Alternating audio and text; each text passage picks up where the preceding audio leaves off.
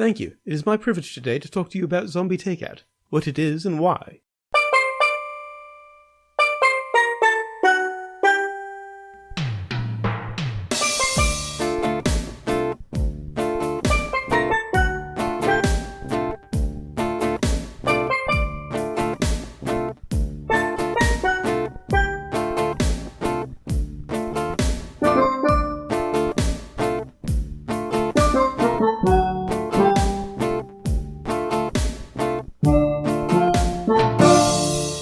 What's up? Welcome to episode 289 of Zombie Takeout. Zombie Takeout. The B-movie and cult movie podcast. I'm Uncle John. And I'm Scotto. And before we get to this week's movie, just want to talk a little bit about Ghostbusters, because I had a chance to see it last night. I saw it over the weekend myself. Oh, good. We hadn't talked about that part before the show. No. I really liked it. You know what? I was surprised myself, too. It's very reverential towards the original. Yeah, there maybe are a few too many references, but not obnoxiously so. It's just, okay, maybe that's enough. It's like that one too many. I think the main difference between it and the original was that this was more... This went into it knowing it was a family movie. Right, yeah. Where the original actually had, jokes about calling someone dickless. Exactly, yeah. They were softening up their stuff, from Caddyshack and Stripes and whatnot. But they weren't quite there yet.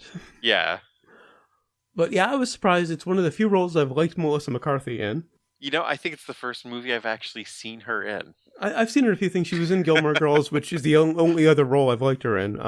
Yeah. What's her name? Kate McMillan, though, stole it. Holtzman. Oh, yeah. Holtzman is one of my favorite characters in fiction now. And Leslie Jones was good, too. Oh, yeah, she was really good. The power of Patty compels you. Yeah, don't trust the trailers. Hilarious. Given the nature of the movie, it doesn't work in pieces. It kind of only works as a whole. I'd never actually seen the trailers, which maybe, The power of Patty compels you gag, it really looks horrible in the trailer. But it works really well in the movie. They used that in the trailer, huh? Yeah. They kind of cut up that scene a little bit and it looked horrible. But it works really well. Cut up. I mean, the whole point is she's, Yeah.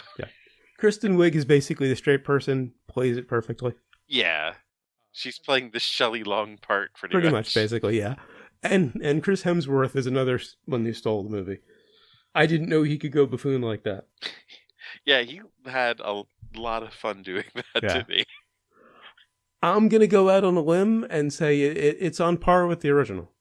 Well, people romanticize... Yeah, the original, I gave it a revisit a few years ago, and yeah, it's still good, but it doesn't hold up to my memory.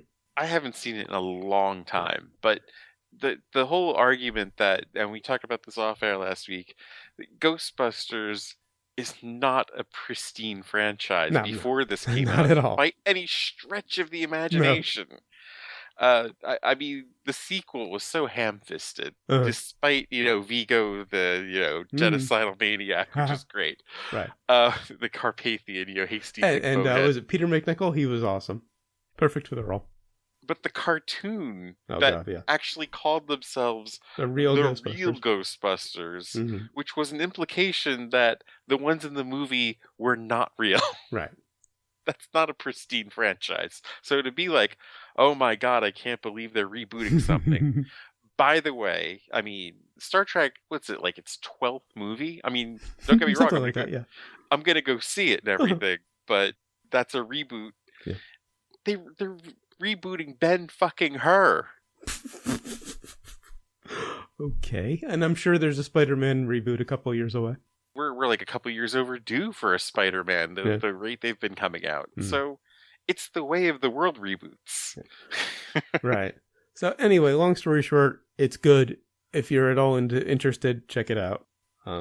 I would give it a 4. Same here. It's a family movie, so don't go in expecting raunch comedy. It's not even PG-13 comedy. And don't expect a body count. There were, some of the people online complaining about it didn't go enough into the horror side. It's like, wait, it's what a comedy? Do you think you're watching, man? I think this actually was a bit scarier than the original. With No, some of those early ghosts. the original had some A little bit, yeah. But the bit in the mansion was legit, at the beginning was legit scary. And there were a few spots here and there. It's comparable to like the library scene at the beginning of the original, I think. Right, exactly. Just the technology's better now. Fair point.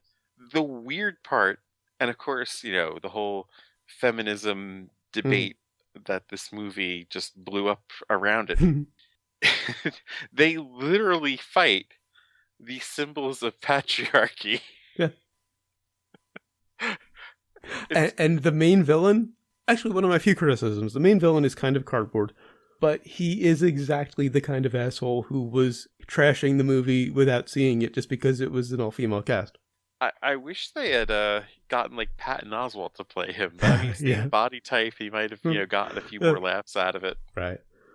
The only real downside, I mean, again, cardboard villain, but you don't really care about the villain. That's not the point. He's in it very little. Right. I mean, but you do want to. I mean, a villain is something you should really take advantage of having. Well, yeah, if they had a good villain, it would have been a 4.5, 5.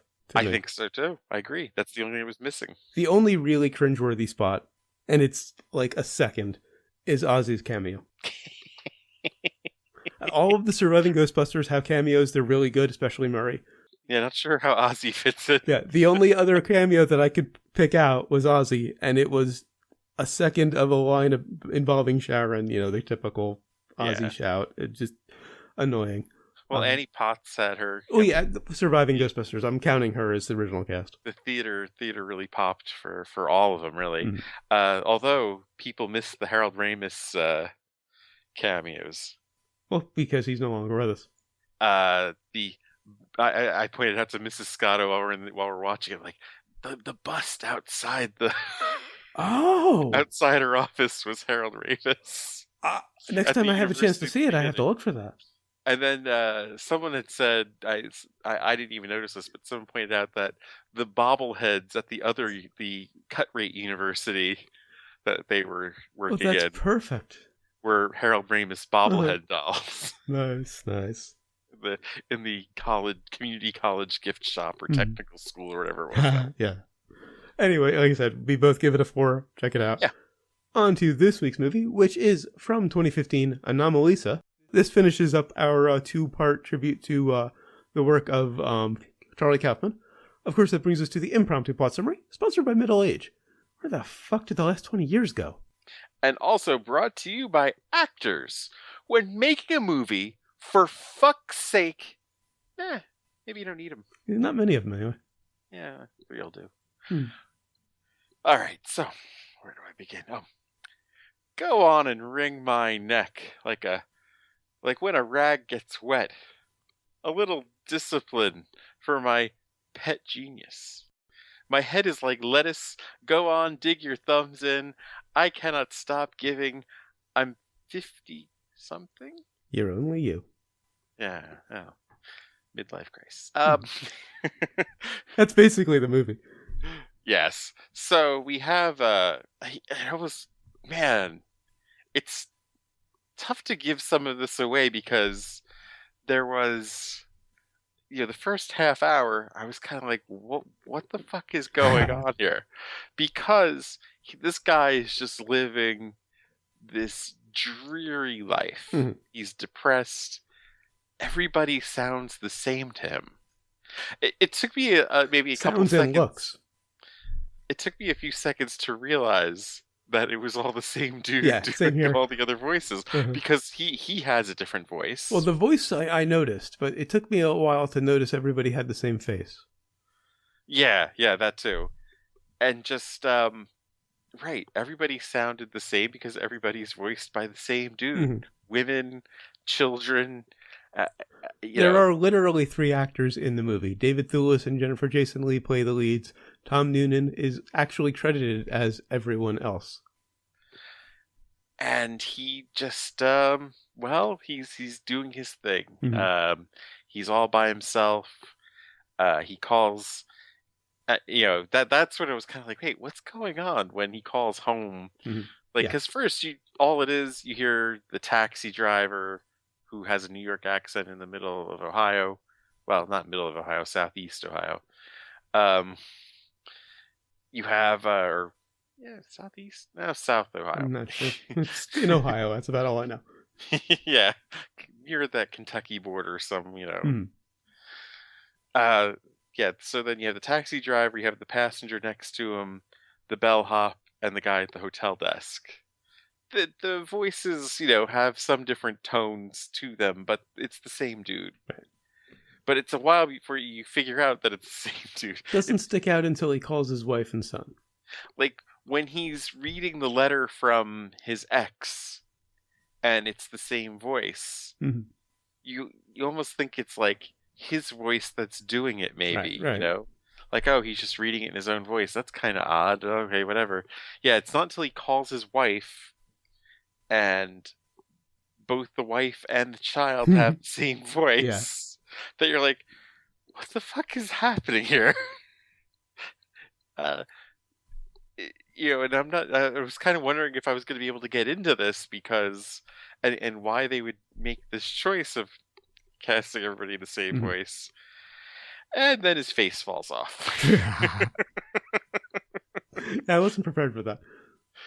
Yeah. Well, right. He has a shower.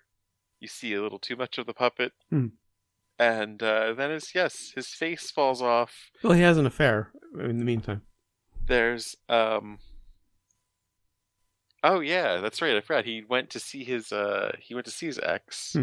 But they didn't actually have an affair. Well, no, she stormed off on him, and then he he wrote a book about customer service. He's a customer service expert. Is that a thing? Hey, I don't know. So he meets a fan, and he has an affair with her. Well, wait a minute. I think are you skipping ahead a bit? Well, yeah, I'm basically just getting to the meat of the movie because he gets the face falling off was at the end. It was after he had the affair in the dream. Oh. It was kind of when it first... he meets his ex, and he's trying to angle to get her to the hotel room. At first you're kind of like, oh, maybe he's trying to be, just find something, but then you realize it's just a fuck. Yes, and he meets his fans. But what prompted him to meet his fans was the glitch in the Matrix, when pretty much the whole movie just changes and goes from one to the other. Well, no, he heard a voice that was different, right? Which took me a minute to get, because he's getting out of the shower and he says, "Someone's here," which didn't make sense to me because I thought he meant in his room and there was no one else in the room. But then I connected, he heard a voice that was different, that wasn't Noonan's. Well, exactly, because I was so thrown off by dealing with all of these similar voices myself. Once I heard a separate voice, I knew that's what he was reacting to too. And yeah, he just launches into the hallway. He has to find this other voice, knocking on doors, the same dude answering back no matter where he goes, until he actually finds her. And he has an affair with her, and then he has a dream where his face falls off and everybody wants to sleep with him. Yeah, his face kind of started falling off when he heard the voice too. Oh, I didn't notice that. Like, there was definitely like a glitch in the Matrix kind of thing, where like his face kind of convulsed and very weirdly and pretty much opened up at the line. Okay. But yeah, he has this dream where like it's not just a single voice, it's a single entity, and it's all just smothering him, and then he wakes up, and I'd like to say hilarity ensued, but it's a Charlie Kaufmann movie. Yeah, it's kind of rough. Well, it's actually the other Charlie Kaufmann movie, which is why this is a two-parter, and I'm definitely sensing a theme that we don't get in the stuff that he just writes. Because the stuff he just writes is definitely more on the comedic side. Yeah. Now, at the very beginning, we have these overlapping voices, all Tom Noonan, of course. It's very dark side of the movie. Exactly what I was just going to say. It felt very Pink Floyd. Well, because it's that repetitive laughter, too. Yeah, all you expect is, I didn't know I was really drunk at the time. Yeah, the end of a couple times 20. in there. Yeah. What is madness? Now, this was actually written in 2005, which they give you a hint at toward the end. And when he starts losing it, he starts ranting and he mentions the Bush administration. Yeah, which didn't make any sense. Well, he's not supposed to make sense there. Anyway, it was written for the LA run of the Theater of the New Ear, described as a concert for music and text, or a set of sound plays by Carter Burwell, who commissioned and scored them.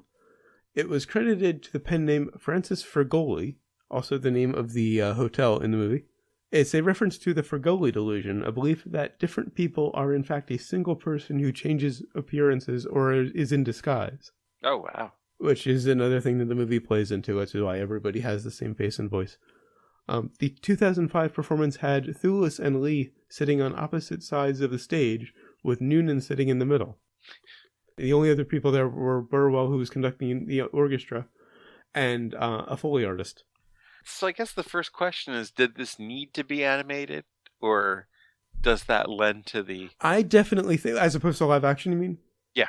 Oh, it definitely helps. I don't think the everyone having the same face and voice thing would have played live action. I think it works way better either in puppets like this or in animation. It worked in being John Malkovich. True. But it worked as a gag. It's not a gag in this, you know? I just think it would have been off-putting in live action, personally. I mean, it's kind of off-putting here that everyone with the same voice. Well, it's supposed to be off-putting in that sense, but it would have taken you out of the movie, I think, in live action. Then just when I thought I was going to be out of it, Jennifer Jason Leigh shows up, and then it's like, what the fuck is happening now? I think another reason that it's better that it was puppets is the sex scene would have definitely landed at an NC-17 if it was live action. I don't think they would have gone there if they had fair humans, point. though. You know, yeah, good point. They were doing that shit because they had puppets, and they must have been big fans of Team America. Although the sex scene was quite shorter in this movie than Team America, wasn't it? I think a bit more graphic. The Team America, or maybe it wasn't as graphic as Team America, but it seemed more realistic. It's been ages since I've seen Team America. They pissed on each other. Well, okay. It's much more realistic, I should say, more so than graphic.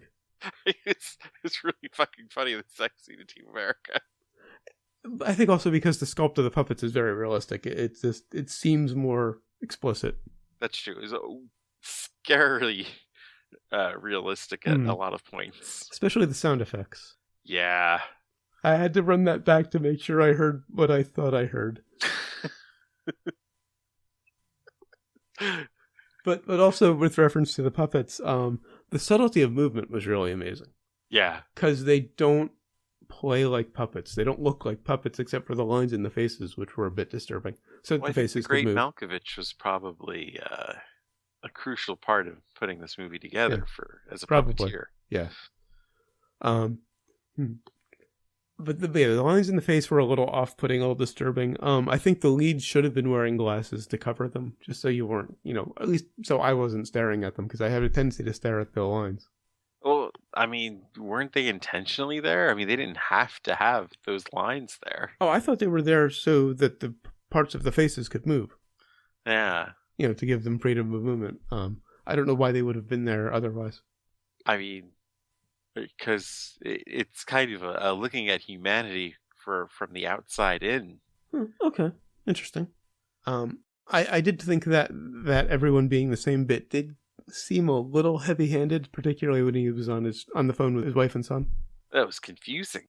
And then it made perfect sense as soon as, Jennifer Jason Leigh came in. Okay, so you didn't get what they were saying until she showed up. Yeah, until they put in the different voice, that it was like, oh. Because, I mean, cinematically, since it's began, they've always tried to convey, love or attraction. Right. They've used musicals, they've done, where someone's singing how they feel or whatnot, or Shakespeare had his soliloquies. This kind of puts the, it's like a great demonstration of it, where everything is just blended together, but there's just something about this one person that just made him go crazy. That's an interesting interpretation, because to me, the everyone looking the same thing was an illustration of either a midlife crisis or possibly depression. Well, yeah, I think he just had enough. He was at his breaking point. I think it is that, and towards the end, you reveal it. There wasn't anything different about her, really. Yeah, it is just him, and what he's hearing. And the face that they used was interesting because it was really androgynous. It worked either as male or female. It didn't seem odd in either case. Right. Now, I have to nitpick a little bit of the logic. How could he walk into an adult toy store with lingerie in the window? It took way too long for him to figure out. And not realize it was an adult toy store. Toys they were selling at the toy store. Yeah. I mean, he practically, tripped on the penis. He did seem a little drunk in that scene, so maybe that was it. I guess you could say that. But he was standing at the window for a good 30 seconds looking at all this lingerie. True. Kind of tells you what kind of store it is. And I've also never seen anatomically correct puppets before this. And they are completely anatomically correct, at least on the outside. Yeah. You see him get out of the shower, and like I said, there is a full frontal and backle, as they say. They wouldn't have even done that if there were humans involved. Right. Right. That was clearly a Team America. Now, you mentioned, did it need to be live action, or did it need to be puppets? Kaufman was initially opposed to turning the play into an animated film, saying that the play had a disconnect between what's being said and what the audience is seeing. There's Tom playing all these characters, there's Jennifer and David having sex, while they're just standing across the stage from each other, moaning. And he said you'd lose that. The film was reinvented, although the script was described by The Guardian as virtually the same as the play. Now, I mean, could it be, if it's just the voice that's the same and everybody looks different, would that have worked? No, I don't think that would have been big enough. I think you needed to go bigger. They needed to look the same, because it does really get across how tired of everything he is. Yeah. It's all just the same. Because people, when they're talking about Cincinnati, they all talk about the same damn thing. Mm. And I don't know about you, but that chili, I just, no. God damn, no. It sounds like it could be interesting, but... And why would you put spaghetti on it? What the fuck? Is the spaghetti on the chili, or is it the other way around? I believe it's on the chili. How does that work? Because, I mean, if the chili was on the spaghetti, I could see that working. It's weird, whatever it is. Yeah, I don't know. Deep dish seems weird to me. I mean, we won't get into that, but it shouldn't be called... I'm sure it's good, but it shouldn't be called pizza. Well, it's a pie. I mean, Sicilian. Oh, yeah, okay. Yeah, fair enough. Yeah, I don't know. I think I see it kind of done both ways, where the chili's on the spaghetti and sometimes the spaghetti's on the chili. It's really weird. Anyway, now, at the end, he does kind of turn into Basil Exposition a little bit, much like the priest in Synecdoche. He just kind of explains the point of the movie. I don't know. I don't know if he actually explained the point. He explained why he, feels the way he does. Well, he says, everybody has their own story. Everybody's had a day. Everybody's unique. And here he is seeing everybody the same. It just kind of seemed to me to be kind of putting a pin in the point of the movie. That's kind of a contrast, then. I hadn't thought of that. He's talking about treating everybody as individuals, yet he doesn't see people as individuals. Right. It kind of like just summed the movie up, and maybe, some people did need that, like you needed it in Synecdoche. But I don't know if it actually sums the movie up, really. Well, it sums up the point, which is, he's sleepwalking through life, and he's, turned his back on his principles effectively. I mean, I usually don't read other reviews before or after before the episode that we were recording here, but I kind of had to take a look to see. I have it this time. I didn't normally what other people felt of this, and really there's so many different possibilities. Yeah, that's the beauty of a Kaufman movie. As to what happened here. Someone brought up purgatory again, too, that the guy's either in hell or purgatory, just kind of suffering this, Which that explanation tends to bore me. Yeah, I don't see it in this one as much as I did the last week. Yeah, the last week I think it's valid. This time, no. Because the last week, they actually talked about death a lot more in that one than this one. Right. Some people just think he just lost his fucking mind. that Lisa didn't even exist. Yeah, it's a good possibility. That Lisa... There's one theory, and I think it was on The Guardian, that the sex doll was actually Lisa. Oh, well, he didn't buy the sex doll. He bought the Japanese thing that wasn't fully functioning. Right. And they noted that when they were running it at the end, something came out that wouldn't have come out if it had been used a long time prior. Right. Exactly. Oh, wow. They believe that was actually Lisa all along because she kind of appeared after he bought the doll. That's a good point. Yeah, because that was right after the fight with his ex. Yeah. So who knows? The other criticism of this film is they believe, there's some people online that believe that he raped Lisa. Which was like, what? Yeah, I don't really see that. I don't either. I think that's really nutty. The thing with the Japanese sex doll, so to speak, makes a lot of sense given that line at the end that I really didn't think about as much as I should have. Yeah, I hadn't either. And then I saw that like, wow, okay. That could be very true. That he just finally lost it. And that it explains why he went to the speaking engagement and he was just nuts. Right. He's really lost it. He actually did have a breakdown on stage. And there's a line about there was something about the Gulf War, or something that happened during the Bush administration. Yes. That I don't remember exactly what the line was, but I think they kept it in because it just made him sound crazier. Yeah, it just really dated the movie, which is why I said that about 2005.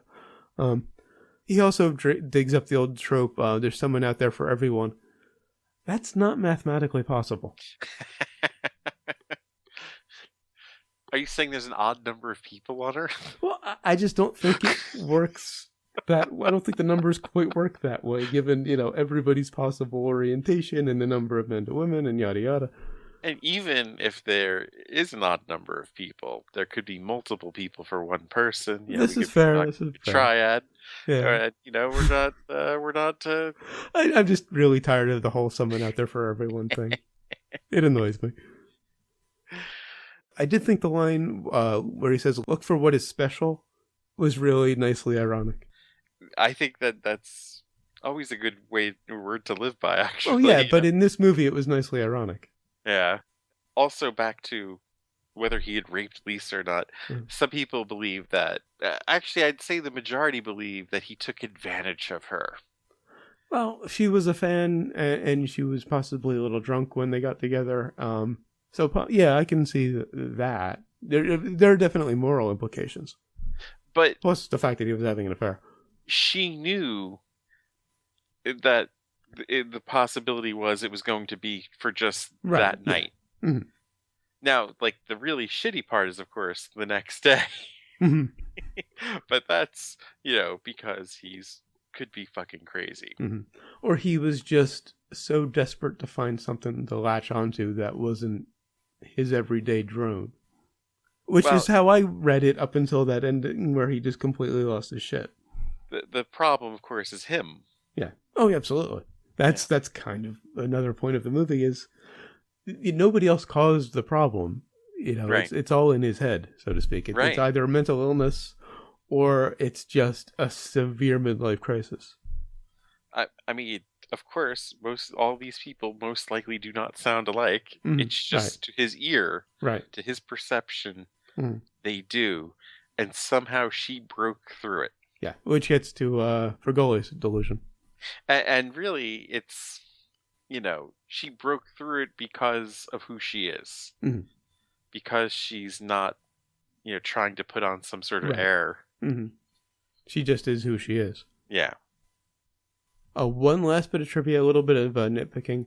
There is no Japanese word that means goddess of heaven that sounds like Anomalisa. He called her Anomalisa because Lisa is her name, and she's kind of an anomaly. At the end of the movie, she says she found out that it actually is Japanese for goddess of heaven. Not true. She could have been referring to Amaterasu, which is Japanese for goddess of the sun. Oh. So, yeah, just wanted to nitpick that. That kind of translates. Well, yeah, it has a similar meaning, but because Amaterasu does not sound like Anomalisa. Hmm. That's the difference. They do have a similar meaning. But yeah, right. Because I mean, if you're looking at like the celestial, worship, the sun would be in heavens, right? Yeah, they do have similar meanings, but they don't sound enough alike to really make it work. On to sequels and remakes. On to sequels and remakes. No. Yeah. There's no room for a sequel. He pretty much has a straight up breakdown. He was probably institutionalized shortly after the movie. Well, it depends on how long he can put the face on it, Well, I was getting the impression that he was in the last stages of the breakdown. Yeah. And so there's really nowhere to go with the sequel. And a remake of a Charlie Kaufmann movie just shouldn't happen. Same thing as Synecdoche. Although it would be kind of interesting to see someone try to pull off a live-action version of this. I don't think having the same actor play everybody visually would work. Well, maybe they don't have to do that. I mean, there's some reworking they could do of it. But I guess it is the same principle of being John Malkovich, of, the guy in his own head. Only he's in somebody else's head. Yeah, fair point. On to brains. On to brains. I have nothing in my notes. I honestly, I'm completely off the cuff here. I'm still pondering. I can't really find a flaw. I don't think it's quite a 5. I'm going to go 4.5. I think I'm right there with you. Man, it's so much to take in. But it's harder to follow. Even though it's like a half an hour shorter than Synecdoche. Yeah, I got to go 4.5 as well. It's just, I mean, it's amazing to look at, and just the story itself is, it's hard. It is rough to take in, but it's worth the ride. And what have you learned? We learned that, I think I've said all the stuff I've learned, actually. But, I didn't know I was really drunk at the time. And I learned that reading Let Me Help You Help Them by Michael Stone will bring up productivity by 90%. 90%. Isn't it weird that they kept coming back to that stat? Yeah. Well, I think the only other time it was mentioned was in The Dream. Oh, yeah, you're Lisa right. mentions it, and then in The Dream, the hotel manager, before things get properly weird. If you take it at face value. Wait, actually, how strange would this be if that was reality? Crazy, if that was the actual reality, and they do this as kind of the Matrix. Everything else was The Dream. Yeah. Oh my. All right, so in 3 days, this is going to be fun, when we'll be reviewing Sharknado 4. Yeah, we're going to watch it Sunday night, get on Skype right afterwards, review it. I'm going to have the episode out by morning. This is going to be a wild ride. Yeah. I'm already pulling lines and the clip, obviously, at the end from the trailer, because I won't be able to pull it from the movie. This will be interesting. This is kind of like a Bill Maher level of, why are we doing this to ourselves? We thought about doing this last year, but it didn't quite pan out. So we're going to try it this year. And if this is not a stunt we do more than once. Much like 3 movies in 1 episode. I mean, Maher's, of course, in a couple weeks, but what I'm talking about is he'll do, like, his show and then go off and do some stand-up gig, right after his show. Right. I don't know why he does it to himself. He's kind of a little crazy, I think. All right, so until then, go to zombietakeout.com, check out the album art, the episode description, of course, the episode itself, which you're already listening to. Links to find us on Facebook, Twitter, Google+, and YouTube. Links to subscribe via RSS and iTunes. Please leave us a rating and a review on iTunes. We'd really appreciate it.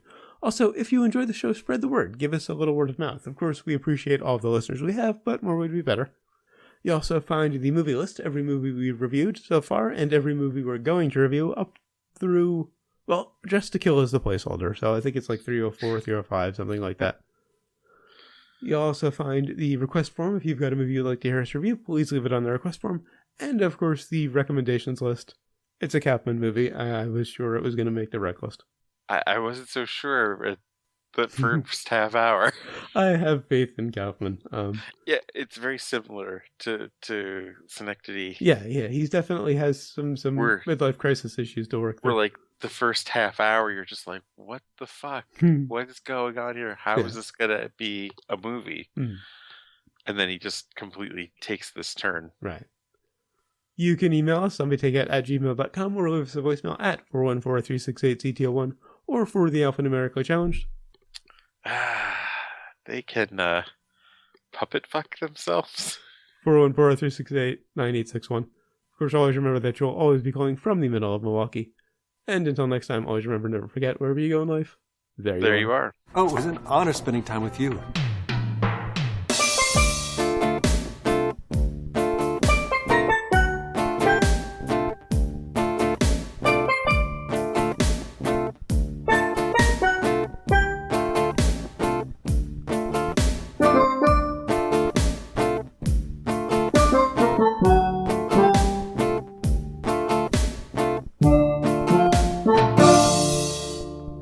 Why would you put spaghetti on it? What the fuck? Is it on, or is the chili on the pudding? Or I'll take that again. There's my outtake.